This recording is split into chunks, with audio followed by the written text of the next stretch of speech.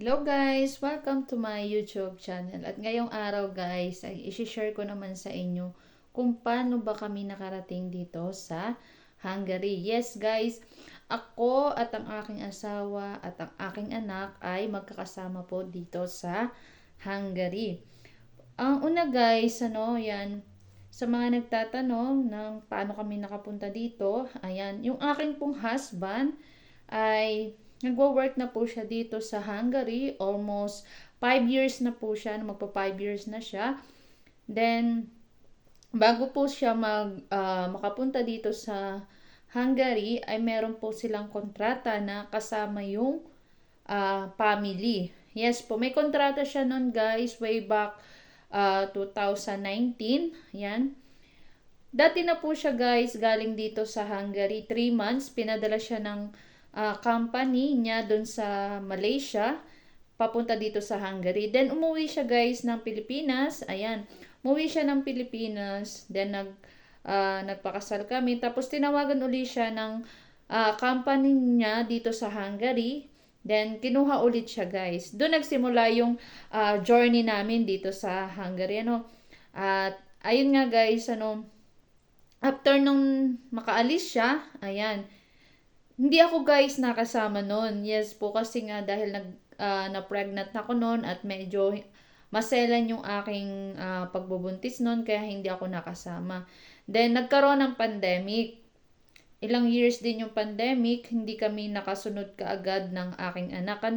Then nung naging okay na, ayan, naging okay na yung pandemic, ayan, nakasunod kami sa aking asawa. Ganito guys yung naging process namin. Nung una guys, hindi ko alam kung saan kami magsisimula dahil walang kaming hinawakang agency o walang humawak sa aming agency. Kundi talagang direct siya dahil yung kanilang company, yung nag-ayos ng mga document dito sa Hungary, then ipinadala nila sa Pilipinas. Ako naman, yung mga document na mga kailangan ko sa Pilipinas ay aking pinagkukuha. Then, pinadala ko sa Hungary. Ganon yung naging term, kaya hindi kami dumaan sa mga agency. Ako na mismo yung nag-ayos ng papers namin sa Pilipinas. So, napakadami guys na document na kailangan pagka isasama mo yung family dito sa Hungary. Kung kagaya namin guys, isa sa pinaka siguro swerte na dahil swerte kami sa company ng asawa ko dahil tinulungan kasi kami gawa ng kahit yung mga ticket, ayan, libre po siya ng company. Kami po ng aking anak. Yes, nag-travel po kami. Ako at saka yung aking anak papuntang Hungary. Kami lang po kasi hindi na po nakauwi doon yung aking husband. Ayan. Diyan po guys, nagsimula. Ayan, magto 2 years na po kami dito sa Hungary. Kung bakit ako hindi paano ako nakapunta dito sa Hungary. Kasama ko po dito ang aking anak. Ngayon po is, nag-aaral po yung aking anak dito sa Hungary. Yes guys, maganda naman yung benefits nila dito sa Hungary. So, balik na tayo guys doon sa,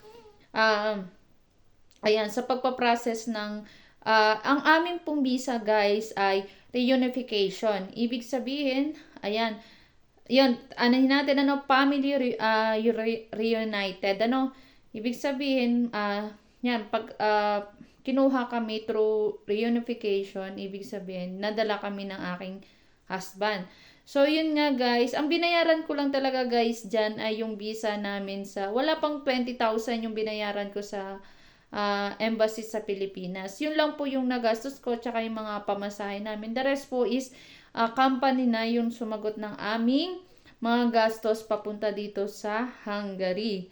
Yan, yun yung nakakatuwa guys. If ever kayo ay nagtatrabaho dito sa Hungary at may plano kayo na dalhin ang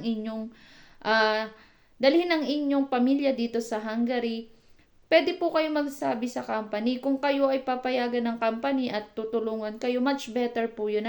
Pero kung hindi kayo tutulungan ng company, kailangan nyo po ng malaking pera sa pagpapaayos ng mga papers na kailangan nyo papunta dito sa Hungary. Dahil guys, kailangan nyo ipatranslate, kailangan nyo rin ng sariling plot dito sa Hungary. Okay? Pag kayo ay pumunta dito, Ayan, kailangan may kontrata kayo. Meron din kayong tawag dito, insurance. Okay? Ano, pag kayo ay magta-travel. Yun po yung mga kailangan ninyo. At meron din po nung time na yon guys, medyo pandemic pa talaga noon. Nag-ano pa rin po ako noon, kailangan nyo din ng card, yung yellow card sa atin, na pinapakita na may vaccine ka. Isa rin yun guys sa mga requirements. Kahit po kung kayo naman ay aplikante na gusto nyo magtrabaho papunta dito sa Hungary, ganito po yung gagawin nyo guys.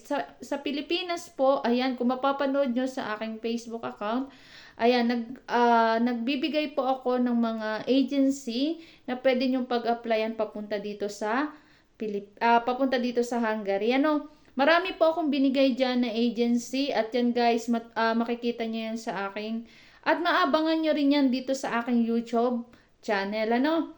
Yan, marami akong binigay dyan na agency na pwedeng nyong pag-applyan. Lahat ng yun guys ay legit kasi marami na tayong kababayan ang andito sa mga agency na ibinigay ko. Ano guys, sa susunod na mga araw, ibibigay ko pa yung mga ibang agency na pwede nyo pag-applyan papunta dito sa Hungary. Kung gusto nyo po ay maging working, ano, yan, isa rin naman tong Hungary guys. Maganda naman pong country ito, ano.